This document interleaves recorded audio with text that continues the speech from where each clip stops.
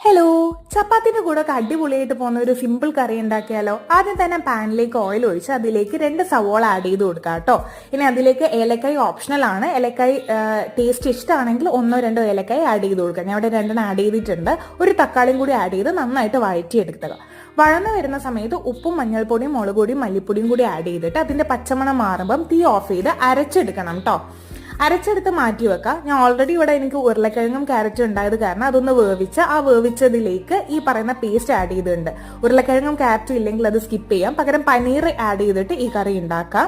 എൻ്റെ അടുത്ത് പനീറും എഗ്ഗും ഒക്കെ ഉണ്ടായതുകൊണ്ട് ഞാൻ എല്ലാം ആഡ് ചെയ്തിട്ടുണ്ട്. ഇച്ചിരി പ്രോട്ടീൻ റിച്ച് ആയിക്കോട്ടെ എന്ന് വിചാരിച്ചു. എഗ്ഗ് മാത്രമാണെങ്കിൽ എഗ്ഗ് മാത്രമായിട്ടും ഈ കറി ഉണ്ടാക്കാം കേട്ടോ. ഇനി അതിലേക്ക് 1 സ്പൂൺ പഞ്ചസാരയും കസൂരി മീറ്റും കൂടി ആഡ് ചെയ്ത് കൊടുത്താൽ നമ്മളെ കറി റെഡി ആയിട്ടുണ്ട്. ഒന്ന് തിളച്ചാൽ മാത്രം മതി.